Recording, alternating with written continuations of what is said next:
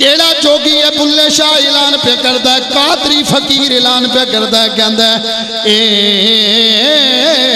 जोगी नहीं कोई रूप है रब दा पेश जोगी दा इसनू फबदा इस जोगी मैनू कीता रोगी हुण मैं ऐसे जोगी किसे गैर न जोगी इसदा पाया किसे ना पाया इसदा है सब जग होते साया इस दिया तुमा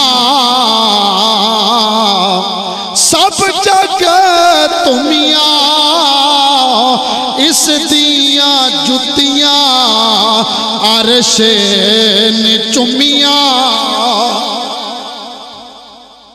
ए जोगी जोगी मत वाला हाथ विच इल्लल्लाह दी माला हाथ विच पीर साहब इल्लल्लाह दी माला ते नाम इस सोने दा लोगो नाम इस सोने दा कमली वाला बस उसे जोगी दियां इन्हां गल्लां कीतियां ने ते इन्हां दियां कबरां जिंदा ने इन्हां नांगे सरकार कोलों उसे जोगी दियां गल्लां सुनियां ने ते अज मैं ते तुसी भी प्रोफेसर साहब कोलों उसी रांझण दियां गल्लां सुनन आए मोहब्बत का मुजाहरा करो प्यार नाल इस्तकबाल करो हुजूर शेखुल इस्लाम दे शागिर्दे रशीद और मेरी तंजीम तहरीक मिनाजुल कुरान दे सरमाया हजरत अल्लामा अली अख्तर अमान साहब नारे तकबीर साजी लंगर देसो पक्की गल भाई जणिया इन्हां दा तां काम है खवावना अपनी अपनी ड्यूटी ना अड्डा तोड़ा काम है खावना इस वास्ते उसना मुजाहरा करो जने लंगर भी दे सन सारी खराबी दूर हो सी गले ने नारा तकबीर नारा रिसालत नारा खिलाफत नारा हैदरी साईं पाक सरकार साईं पाक सरकार सैयद बाबा नांगा सरकार सैयद बाबा नांगा सरकार साईं बाग सरकार तहरीके मिनहाजुल कुरान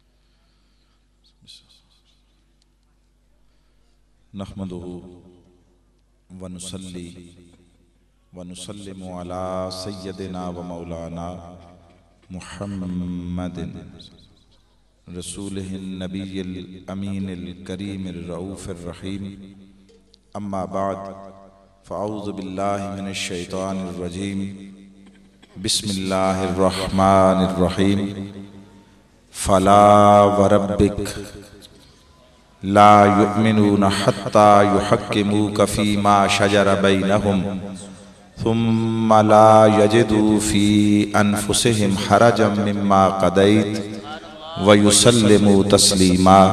सदक़ल्लाहुल अज़ीम। इंतहाई वाजिबुल एहतराम, लायक सत ताज़ीम व इकराम रहनुमायान कौम, वरसतुल अंबिया,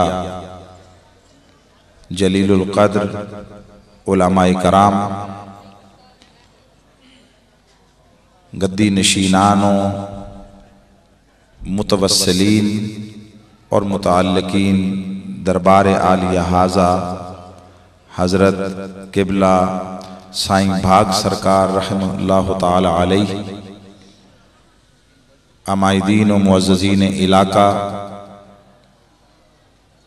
कायदीन व वबस्तगान तहरीक मिनहाजुल कुरान, बुजुर्गान मोहतरम, नौजवानान मिल्लत, सना खानान ग्रामी क़द्र और जुमला खुशबख्त व सआदतमंद हाज़रीन व शुरकाए महफिल, अल्लाह जल्ल मजदहू का बेहद व हिसाब शुक्र कि जिसने अपने लुत्फ़ व करम और फ़ज़्ल व एहसान से हमें इस इंतहाई पाकीज़ा, मुबारक और बिल यकीन मकबूल मजलिस में जमा फरमा दिया है। अपनी हर निस्बत के एतबार से ये मजलिस अल्लाह की बारगाह में दरजाए कबूलियत की हामिल है, जहाँ बैठकर अल्लाह का जिक्र हो, अल्लाह के हबीब मुकर्रम सल्लल्लाहु अलैहि वसल्लम का जिक्र हो, उनके मुकर्रब और बरगुज़ीदा बंदों का जिक्र हो, और फिर अगर वो मजलिस किसी अल्लाह वाले के कदमों में और उनकी सोहबत में बैठकर मुनक्किद की जाए तो उस मजलिस की कबूलियत में जर्रा बराबर कोई शक बाकी नहीं रहता।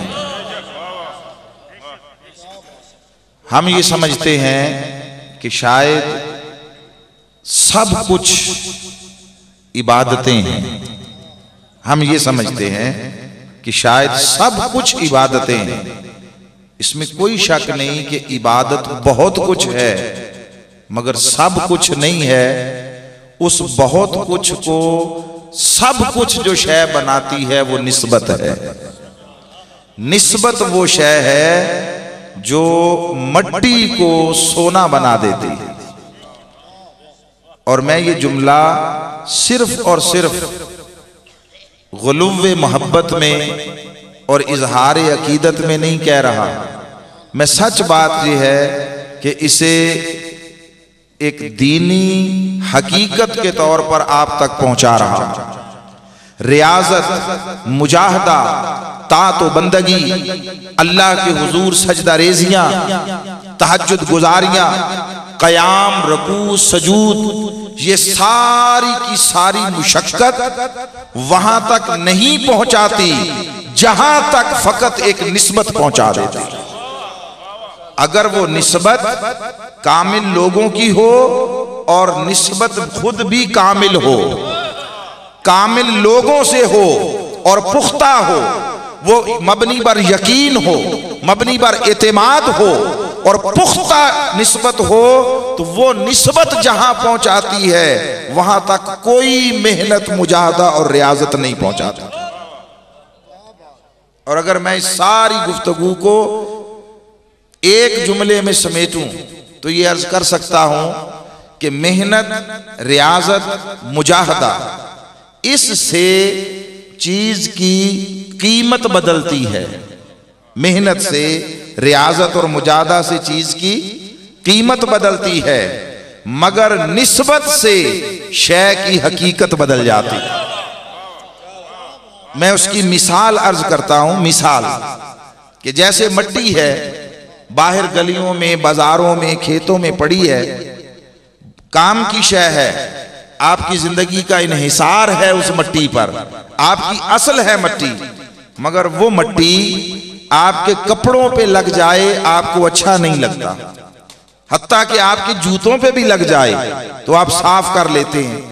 अब वो मट्टी जो आपके कपड़ों पे, आपके जूतों पे लगी, आपने उतार दी।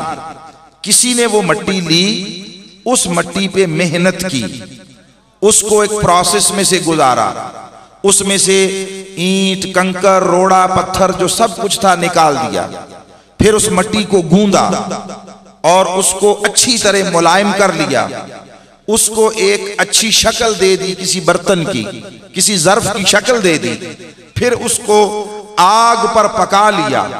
पकाने के बाद उस पर कोई रंग रोगन कर दिया। अब उस पर बहुत ज्यादा उसने मकदूर बर मेहनत कर ली थी, मट्टी मेहनत की। मेहनत से पहले आलम यह था कि वो आपके कपड़ों पे, जूतों पे लगे, आप उसे उतार कर फेंक देते थे। उस मट्टी पर मेहनत हो गई, एक उम्दा ज़र्फ की शक्ल इख्तियार कर ली, आप उसे इंतहाई कीमत देकर खरीद कर घर लाए और अपने ड्राइंग रूम में सजा दिया। ड्राइंग रूम में सजा दिया। पहले टके की नहीं थी, अब आपने 100, 200, 400 रुपए में वो ज़र्फ खरीदा, वो बर्तन लाकर एक आराइश के तौर पर अपने ड्राइंग रूम में सजा दिया। मगर उस वक्त भी कोई आपसे पूछे कि ये जो बर्तन है, ये जो आपने डेकोरेशन पीस रखा हुआ है, ये किस शय का है? आप कहते हैं मट्टी का है। कीमत बदल गई मगर रही मट्टी की मट्टी, उसकी हकीकत ना चेंज हुई। उस पर होने वाली मेहनत ने उसकी कीमत को तो बदल दिया मगर हकीकत ना बदली। लेकिन निस्बत अल्लाह की इज्जत की कसम, ये वो शय है कि मट्टी को नसीब हो जाए उसे सोना बना देती है। हजरत बाबा फरीद अलैहि रहमत, आपके पास एक खातून आई और उसने अपनी बिपता सुनाई। कहा गरीब हूं और मेरे पास असबाब नहीं है, घर में जवान बेटियां हैं, मैं चाहती हूं उनकी कोई शादी का बंदोबस्त हो जाए, मेरे हाथ में कुछ आए तो मैं उनको रुखसत करूं। आपने अव्वलन फरमाया कि बीबी अल्लाह से मांगो, वही देता है, हम भी उसी के दर के गदा हैं। बस फर्क सिर्फ ये होता है, लोगों सब कुछ आता वहीं से है, मगर बस फर्क ये होता है कुछ को मांगना आ जाता है, कुछ को मांगना नहीं आता। जिनको मांगना आ जाता है उनको वो इतना अता करता है, इतनी झोली भरता है कि सिर्फ उनकी झोली नहीं भरती, जो उनके दरवाजे पर आकर बैठ जाए उनको भी खैरात से मालामाल कर देता। रिसालत, नाराए हैदरी, आशिकाने मुस्तफा, जो उनके दरवाजे पर आ जाएं उनकी भी झोलियां मालामाल हो जाती हैं। वो बीबी इसरार करने लगी। आपने जब देखा नहीं टलती, फरमाया अच्छा बीबी जाओ बाहर से कोई मट्टी का ढेला उठा लाओ। वो मट्टी का ढेला उठा लाई, उसे नहीं पता क्या होने जा रहा है, रूनमा क्या होने लगा है। वो मट्टी का ढेला उठा लाई, आकर पेश किया। आपने मट्टी का ढेला पकड़ा, उस पर फूंक मारी, वो सोना बन गई, सोना बन गई। वो आपने वो दिया, फरमाया लो बीबी ले जाओ, अपनी जरूरत पूरी करो, अल्लाह तुम्हारी मदद करे। बीबी ने ये मंजर देखा तो उसकी तो आंखें फटी की फटी रह गई। उसने अर्ज किया बाबा जी आपने क्या पढ़कर फूंका था, क्या पढ़कर फूंका? कहा चलो मैं भी ले जाऊं, साथ सोना भी ले जाऊं, साथ फार्मूला भी ले जाऊं, घर में अपना ही काम करेंगे।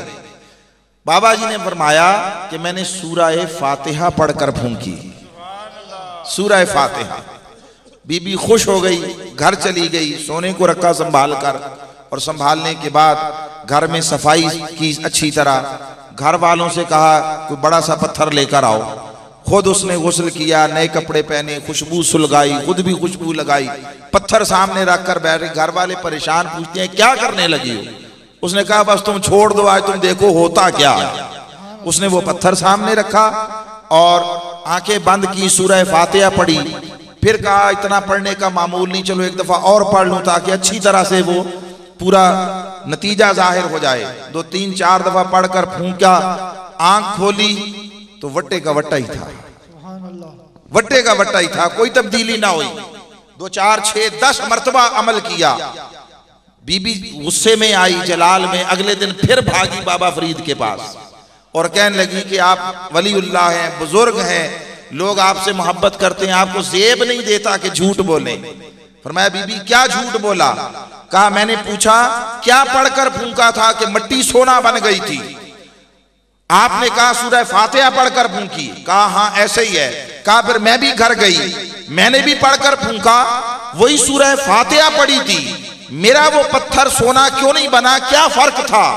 हजरत बाबा फरीद फरमाने लगे बीबी दुरुस्त है, तूने घर को भी साफ किया, खुद भी गुस्ल किया, खुशबू सुलगाई, सारा इत्तेमाम किया और सूरह फातिहा पढ़ी, वही सूरह फातिहा जो मैंने पढ़ी।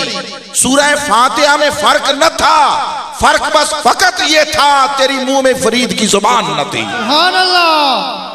कुरान वही था, अल्फाज वही थे, सूरह फातिहा वही थे, मगर तेरे मुंह में फरीद की जुबान थी।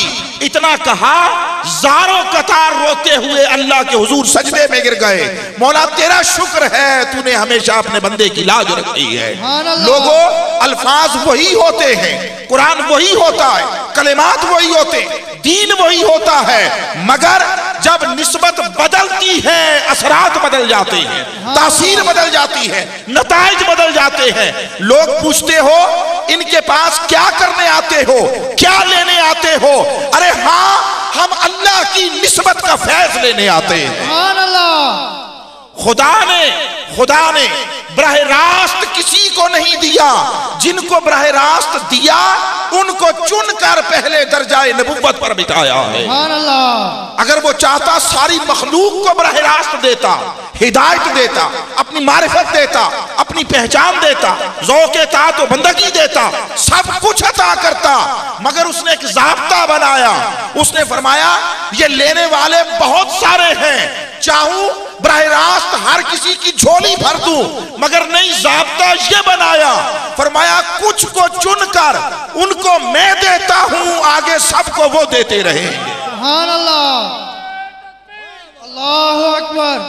और या रसूल अल्लाह, जिंदाबाद जिंदाबाद।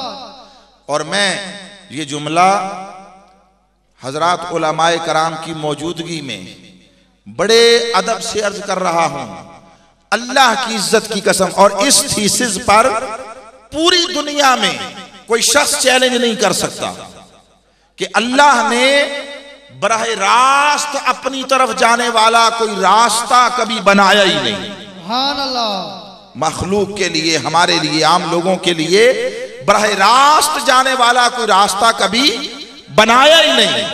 एक होता है कि बनाया था, बंद कर दिया, दरवाजा खोला था, बंद कर दिया। अल्लाह ने बराह रास्त अपनी तरफ जाने वाला कोई दरवाजा बनाया ही नहीं। उसने जिसको दिया वास्तों से दिया, जिसको दिया वसीलों से दिया, जिसको दिया जरियों से दिया, जिसको दिया चैनल से दिया, उसकी बारगाह से लेने वाला सबसे आला, सबसे अरफा और सबसे बड़ा वसीला ज़ात मुस्तफा का है। सुभान अल्लाह। उसने सबसे पहले जिसको दिया, जिसकी झोली भरी और इतना कुछ दिया कि फरमाया हबीब जो कुछ कयामत और उसके बाद तक भी मखलूक में बांटना है वो सबसे पहले सारे का सारा तेरी झोली में डालता हूं। नाराए तकबीर, नाराए रिसालत, नाराए हैदरी। वहां से मैं बात का आगाज करना चाहता हूं। जो आया करीमा पढ़ी, गुफ्तगू तो पहले 2 अल्फाज तक ही रहेगी, मैंने हुसूल बरकत के लिए पूरी आयत पढ़ी। गुफ्तगू इतनी रहेगी, फला व रब्बिक। माना क्या है? फरमाया हबीब तेरे रब की कसम। बोलिए क्या हबीब तेरे रब की कसम। अब आपसे पूछूं, आप सारे समझदार और बिलामुम सारे पढ़े लिखे लोग बैठे हैं, ये कलाम किसका है? अल्लाह का। किसका? अल्लाह का। तो ये कौन कह रहा है? अल्लाह। कौन कह रहा है? जो कलाम उसका है तो वही कह रहा है ना। और वो कसम खा रहा है। कौन? अल्लाह। बड़ी तवज्जो से सुननी है आपने ये बात। ये कलाम अल्लाह का है, वो कसम खा रहा है, कसम भी वो खुद खा रहा है। अब सवाल ये, किसकी कसम खा रहा है? अपनी कसम खा रहा है। अल्लाह कसम खा रहा है और अपनी कसम खा रहा है। मगर अजीब बात है, वो यूं नहीं कह रहा कि मुझे मेरे रब होने की कसम, यूं नहीं कह रहा मुझे मेरी रबूबियत की कसम, मुझे मेरी अजमत की कसम, उलूहियत की कसम। अरे कसम अपनी खा रहा है, मगर खा यूं रहा है। फरमाते हैं हबीब मुझे तेरे रब की कसम, तेरे रब की कसम। अरे वो अपनी रबूबियत की कसम निस्बत मुस्तफा से खा रहा है। समझा ये रहा है लोगों, मैं रब होकर, खालिक होकर, कादिर मुतलक होकर, हर एक से बेनियाज होकर जब अपनी कसम बराह रास्त नहीं बल्कि निस्बत मुस्तफा से खाता हूं तो तुम्हें यह शय समझ लेनी चाहिए। अरे जब मैं अपना तारुफ निस्बत मुस्तफा के बगैर नहीं करवाता और अपनी बात निस्बत मुस्तफा के बगैर तुम तक नहीं पहुंचाता तो तुम्हारी बात निस्बत मुस्तफा के बगैर कैसे सुनूंगा? मैंने चाहा अल्लाहु अकबर या रसूल अल्लाह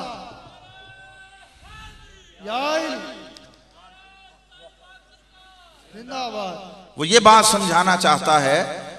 और फिर एक बड़ी अहम शय है, इसको बहुत तवज्जो से समझ लें। निस्बत की जरूरत वहां पेश आती है जहां कसरत हो, जहां कसरत हो, ज्यादती हो, बहुत सारी चीजें हो तो निस्बत की जरूरत पेश आती है। जहां वहदत हो वहां निस्बत की जरूरत नहीं आती पेश आती।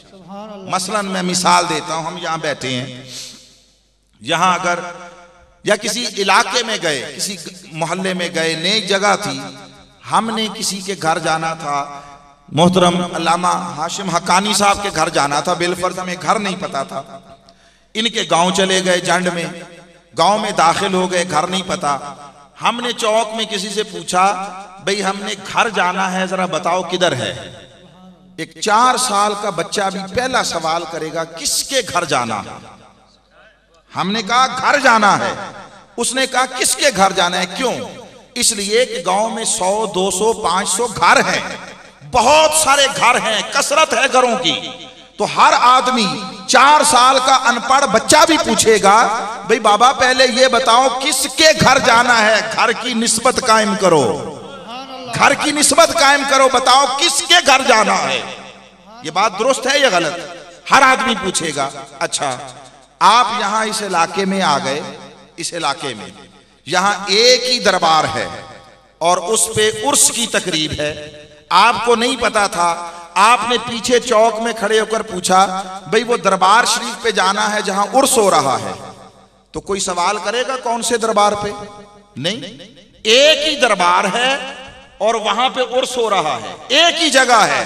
अब 4 साल के बच्चे से भी पूछे वो दरबार कहां है जहां उर्स हो रहा है, वो भी उंगली पकड़कर दरबार तक ले आए। क्यों? एक ही दरबार है जिस पे उर्स हो रहा है।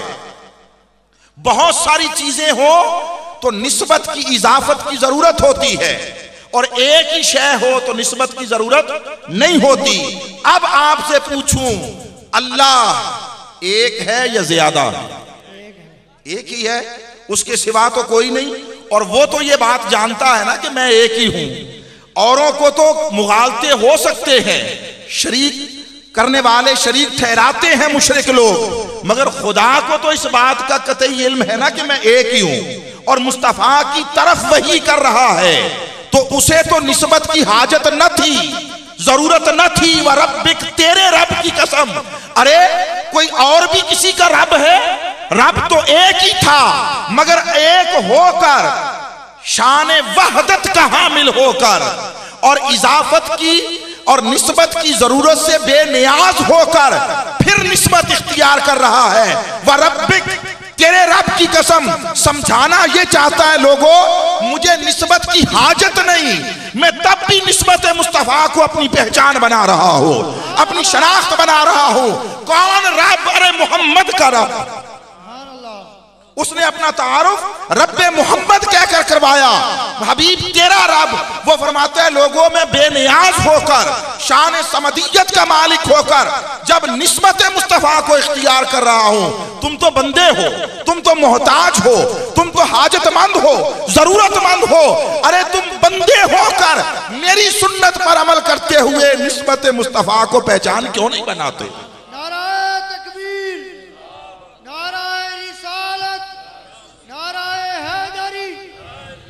सो मुझसे कोई पूछे मेरी दानिस्त में, तो लोगों कुरान के इस फरमान की रूह से मुझसे कोई पूछे कौन हो, तो सुन लो, मेरी पहचान मुवाहिद होना नहीं है, मेरी पहचान मुहम्मदी होना है। जिसका जी चाहे 100 फतवे लगा ले, मैं मुवाहिद नहीं हूं। और यह मिनहाजुल कुरान की फिक्र है। हमारी पहचान निस्बत खुदा नहीं है, निस्बत मुस्तफा है, निस्बत मुस्तफा है। और ये बात सुन लें, ये बात इकबाल फरमा गए।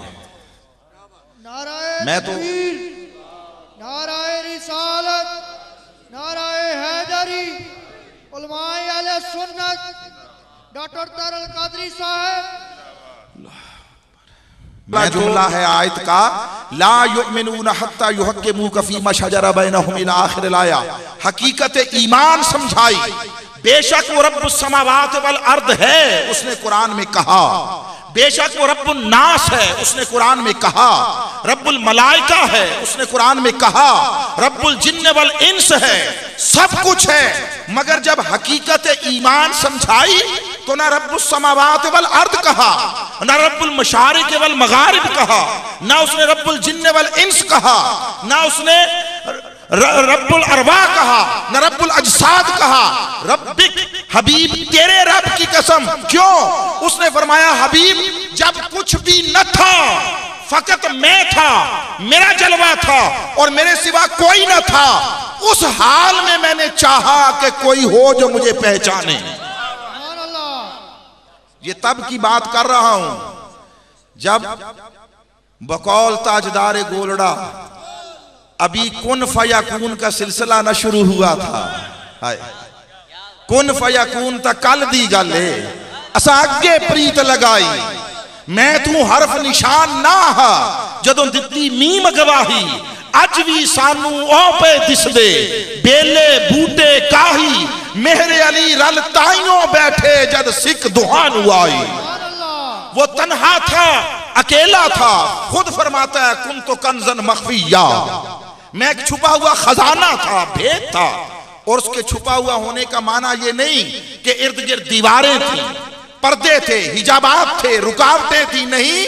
उसके छुपा हुआ होने, मख्फी होने का माना यह था कि लोगों मेरा नूर तो हर तरफ ज़हूर पजीर था, कोई आंख न थी जो मेरे नूर को तकती।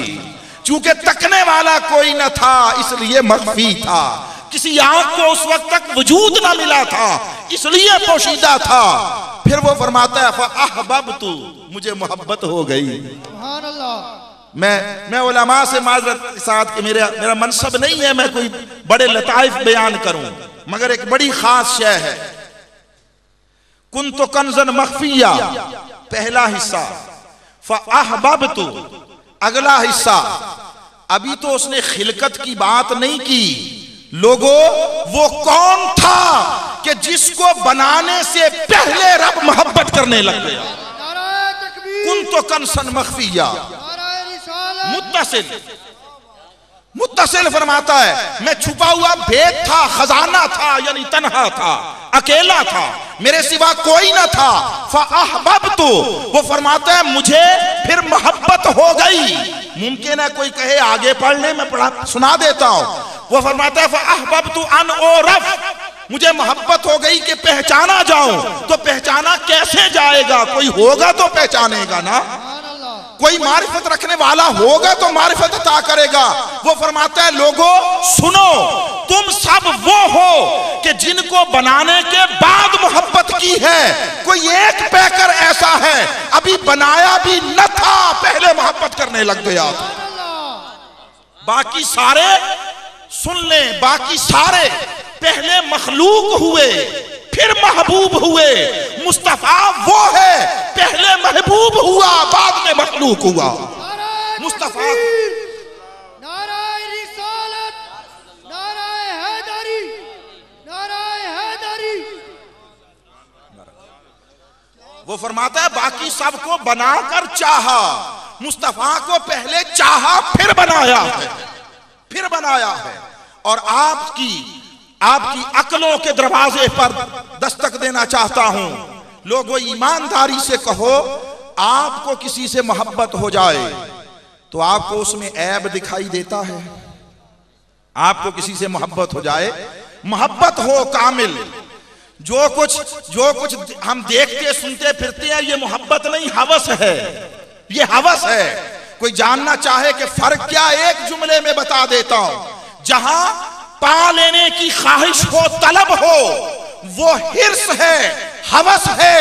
जहां सब कुछ लुटा देने का जज्बा हो वहां मोहब्बत है। तो जब मोहब्बत हो जाए तो फिर वहां ऐब नजर नहीं आता। 100 ऐब होते होंगे, 100 ऐब, मगर मोहब्बत का तकाजा ये है। मोहब्बत पर शबाब तब आता है, मोहब्बत जवान तब होती है जब महबूब का हर ऐब निगाहों से ओझल हो जाए। बल्कि सच बात ये, उसके ऐब भी हुनर दिखाई देने लगे, उसके नक्श भी, वो खूबियां दिखाई देने लगे। वो जो फरमा रहे थे, सच कहा आजम चिश्ती ने कि आजम जिथे दिल लग जाए उथे ऐब नजर नहीं आउंदा। लोगों, मेरी और आपकी मोहब्बत में और खुदा की मोहब्बत में एक फर्क है। वो फर्क ये है, हमें जिससे मोहब्बत हो जाए हमें उसका ऐब दिखाई नहीं देता। रब को जिससे मोहब्बत हो जाए वो उसमें ऐब रहने नहीं देता। हमें ऐब दिखाई नहीं देता, होते हैं, औरों की नजर से देखो 100 ऐब होते हैं, मगर रब को जिससे मोहब्बत हो जाए वो ऐब रहने नहीं देता। जब तक उसको मोहब्बत ना हुई हो, कोई गलियों में रुलता है, शराब के नशों में धुत रहता है, मदहोश रहता है, बस एक कागज पर यार का नाम देखकर उठाया, चूमा, बुलंद रखा, रब को मोहब्बत हो गई, फरमाया तूने मेरे नाम को बुलंद किया, मुझे तुझसे मोहब्बत हो गई, अब देख रहती दुनिया तक किस तरह तेरा डंका बजाता हो। ऐब सारे छूटे। या रसूल अल्लाह, या इली, या गौसे आज़म, जिंदाबाद। उसने फरमाया मेरे बिशर, अब देख तेरा दर्जा किस तरह बुलंद करता हो। जिन गलियों से तू गुजरता है, पहले गुजरता था लोग तुझ पर थू थू करते थे, शराब के नशे में धुत रहता था, लोग दामन छुड़ाते थे। अब जिधर जिधर से गुजरेगा जानवर भी गलियों में गलाजत न करेंगे। तेरे रास्तों का हया जानवरों से भी करवाऊंगा, लोग तेरे पीछे पीछे आएंगे और तुझे वक्त के इमाम, वो अपना पेशवा जानेंगे। तो रब को जिससे मोहब्बत हो जाए वो उसमें ऐब रहने नहीं देता। अब सवाल पूछना चाहता हूं, रब को मोहब्बत हो जाए तो ऐब रहने नहीं देता, जिसको बनाने से पहले मोहब्बत करने लग गया था उसमें ऐब आने दिया होगा? जिसको बनाने से पहले चाहा, महबूब पहले बनाया, मखलूक बाद में, पहले चाहा फिर पैदा किया। अरे जिसे महबूब चुन लेने के बाद पैदा किया उसमें कोई ऐब आने दिया होगा? अब पूछिए हजरत हसन से जो कहते हैं खुलिकता मुबर्राम मिन कुल्ले ऐबिन का अन्ना का कद खुलिकता कमा तशाऊ। सोनिया, रब ने यूं बनाया लगता है तुझसे पूछ पूछ कर बनाता रहा, पूछ पूछ कर बनाता। अब दूसरी बड़ी अहम बात अर्ज करना चाहता हूं, वो ये कि अब उसने इरादा कर लिया कि मैं किसी को बनाऊं, और बनाऊं किस लिए? अन ओरफ, कि वो मुझे पहचाने, वो मुझे पहचाने। वो अकेला था, तन्हा था, उसने नक्शे अव्वल बनाना चाहा और बनाना अपने लिए चाहा है, किसी और के लिए नहीं, मेरे तुम्हारे लिए नहीं, अपने लिए बनाना चाहा। अब जब उसने बनाना चाहा तो लोगों, वो जो उसको मोहब्बत हुई कि कोई मुझे पहचाने, उसने अपनी सारी मोहब्बत को समेटा, उसने अपनी सारी तवज्जो को यकजा किया, अपने ध्यान को मरकूज किया, अपनी तमाम तर चाहतों को यकजा किया। लोगों, जब उसकी मोहब्बत सिमटी, जब उसकी चाहत सिमटी, जब उसकी तवज्जो सिमटी, उधर थी तो खुदा की मोहब्बत थी, जब किसी वजूद में ढली तो पैकर मुस्तफा बन गया। जाते मुस्तफा सरापा मोहब्बत खुदा है, सरापा मोहब्बत खुदा। और मैं बड़ी लतीफ बात अर्ज करना चाहता हूं, बड़ी लतीफ बात। खुदा की हर सिफत कदीम है, हमेशा से है, मगर सिफत का मौजूद होना और शय है, सिफत का ज़हूर होना और शय। वो खालिक भी हमेशा से था, यानी सिफत खालिकियत थी।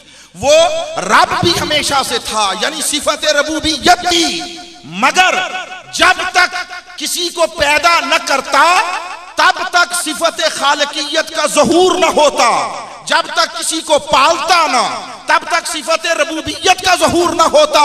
अरे वो इसलिए निस्बत मुस्तफा से रब होने की कसमें खाता है कि लोगों, मेरा खालिक होना मेरे इरादे से जाहिर हुआ, मगर जाहिर बजरिया मुस्तफा हुआ है।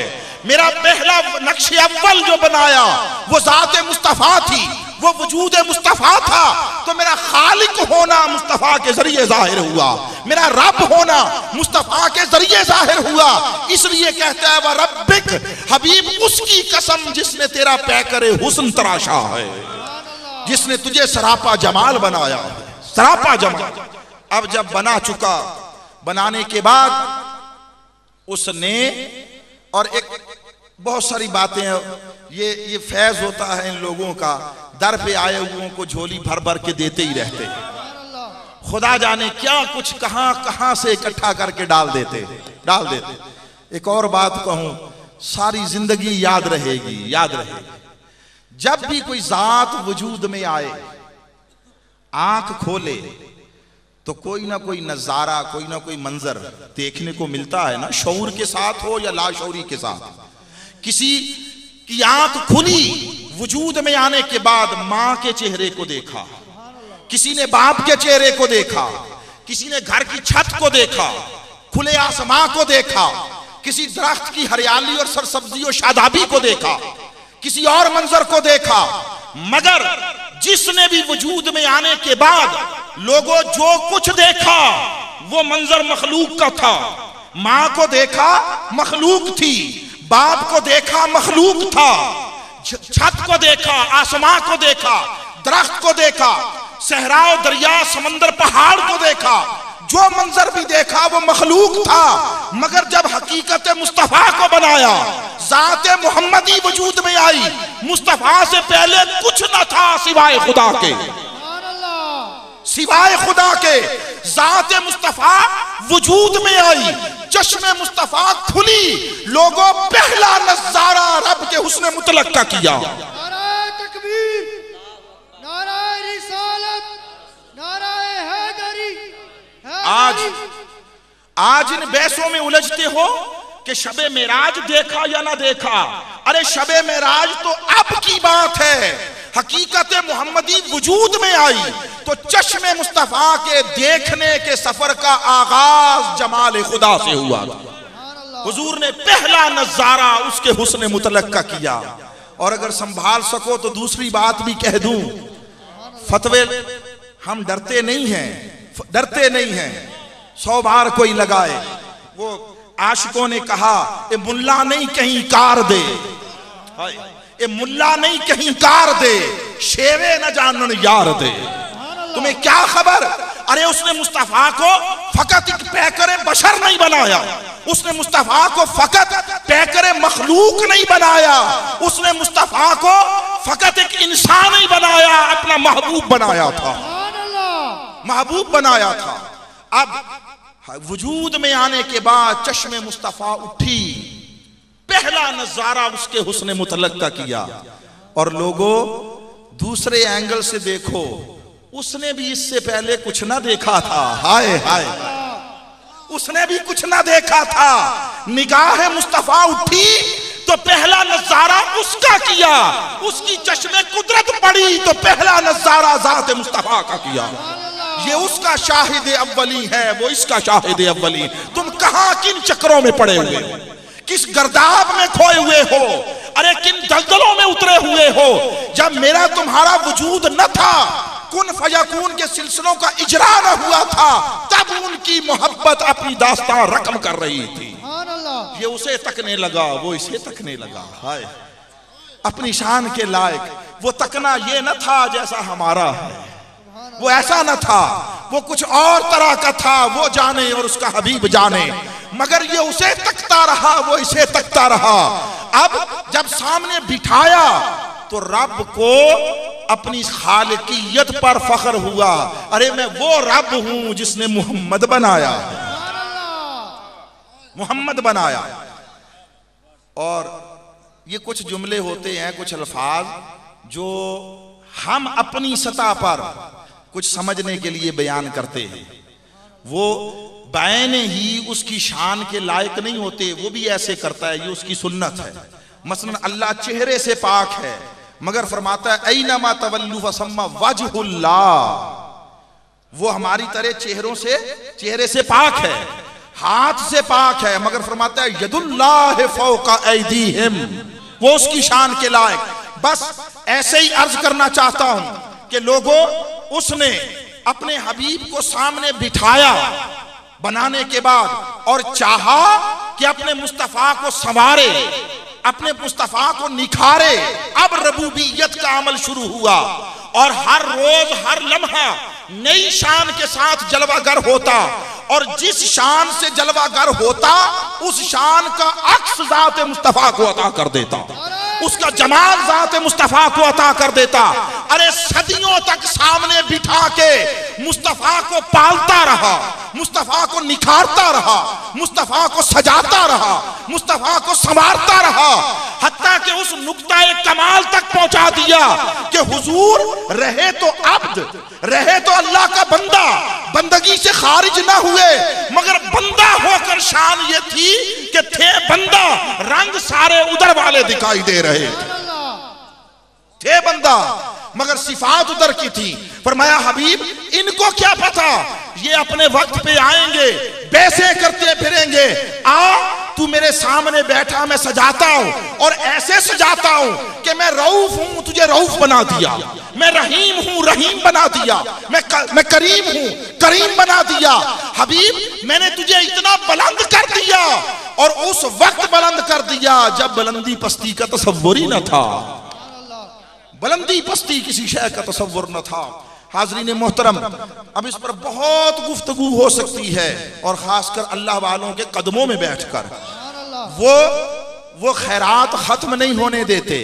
सच बात ये है, खुदा जाने कितने लाखों करोड़ों अरबों हैं जो इनके दहलीज और दर की खैरात पे पलते हैं।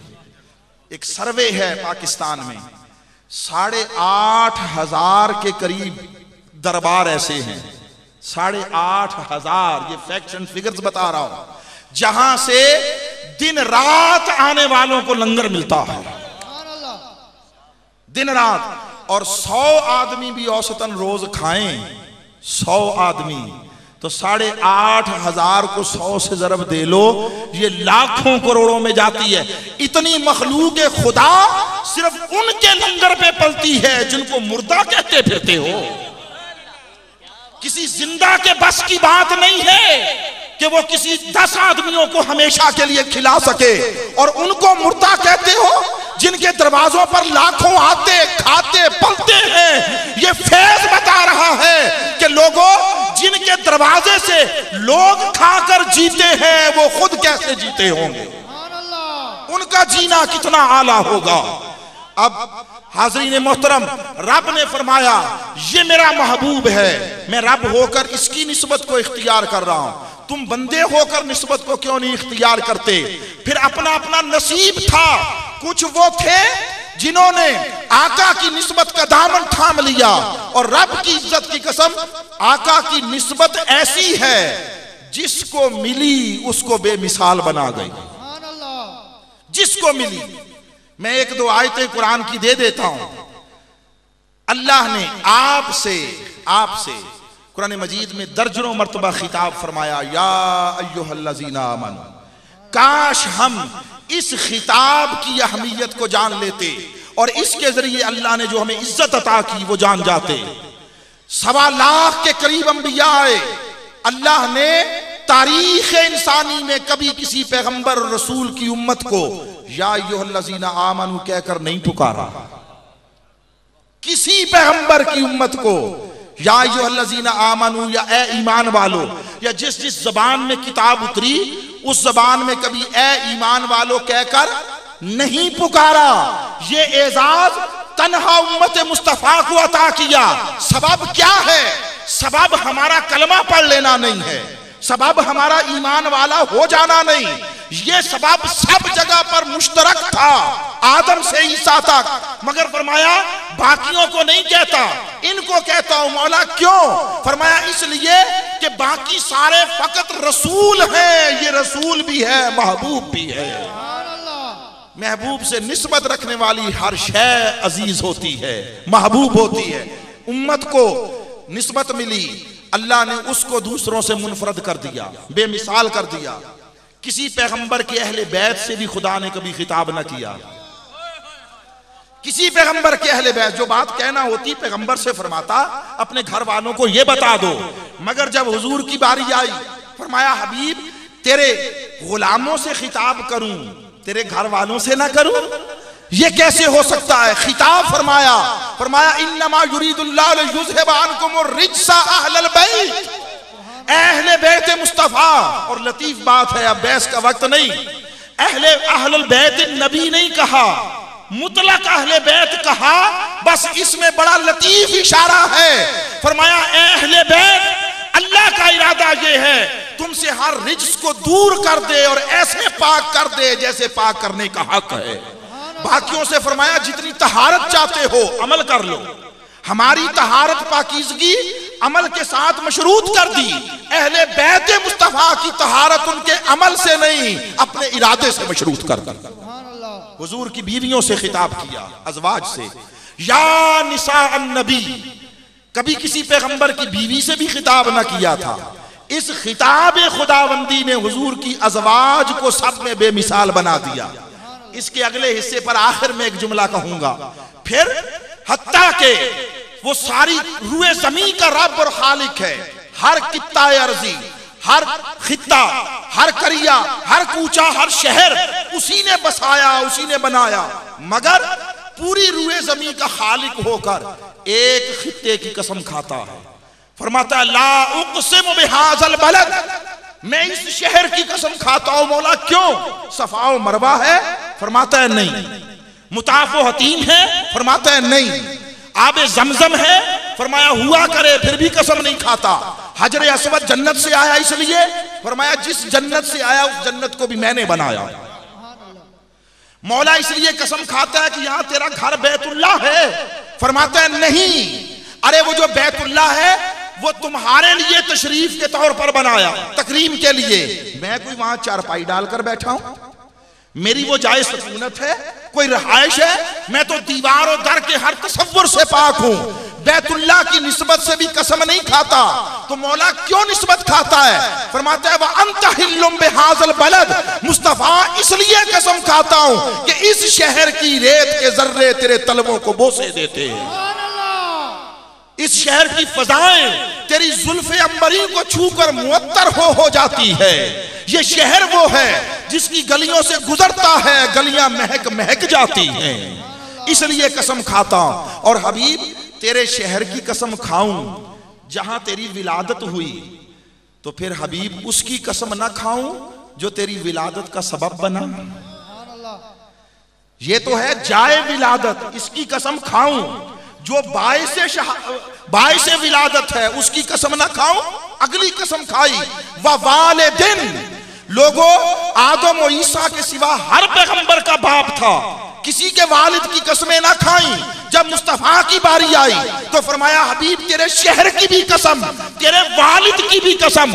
और उलमा लिखते हैं कि सिर्फ हजरत अब्दुल्ला नहीं मुराद, हजरत अब्दुल्ला से लेकर आदम तक हर पुश्त की कसम खाई, हर वजूद की कसम खाई। मुस्तफा हर उस वजूद की कसम जहां जहां से तेरा नूर गुजरता रहा, हर उस पेशानी की कसम जहां तेरा नूर चमकता रहा, हर उस पुष्ट और बतन की कसम जहां जहां तेरा नूर इस्तिकरार पजीर रहा, तेरा नूर ठहरा रहा। और फिर हबीब तेरे वालिद की कसम खाऊं तो हबीब तेरी कसम ना खाऊं, हाय हाय तेरी कसम ना खाऊं। फरमाया वमा वलद, और मुझे उस पैकर की कसम, उस जात की कसम, उस वजूद अक़दस की कसम। और हबीब सरे अनवर से लेकर पाए मुबारक तक तेरे पूरे वजूद अतहर की कसम, जिसकी निस्बत ने कितनों को लाए के कसम बना दिया। लाए के कसम जिस जिसको निस्बत मिली वो उस आयत पर एक जुमला कहना चाहता हूं। फरमाया या निसा अन नबी, ए नबी की घर वालियों। आगे सुने अल्लाह फरमा क्या रहा, लस्तुन्ना का अहदिम मिनन निसा, तुम जमाने की औरतों में से किसी औरत जैसी नहीं। अब ये कुरान है, नस है, इबारतुन नस है, ये कोई उससे इशारा नहीं है, दलालत नहीं है, इक्तिजा नहीं है, ये इबारतुन नस है। लस्तुन्ना का अहदिम मिनन निसा, तुम जमाने की औरतों में से किसी औरत जैसी नहीं। हमने अर्ज किया अदब से, मौला कैसे नहीं है? मेरी बात तवज्जो से सुननी है। हमने अर्ज किया मौला बाकियों की भी दो आंखें, इनकी भी दो आंखें। मेरी बात समझ आ रही है? बाकियों के भी दो कान, इनके भी दो कान, बाकियों के भी दो हाथ, इनके भी दो हाथ, बाकियों के भी दो पांव, इनके भी दो पांव। तो ये दूसरों जैसी ही तो हैं। रब ने फरमाया नहीं, हम इस जिस्मानी हैयत और इसकी बात नहीं कर रहे साख्त की, हम किसी और शय की बात कर रहे हैं।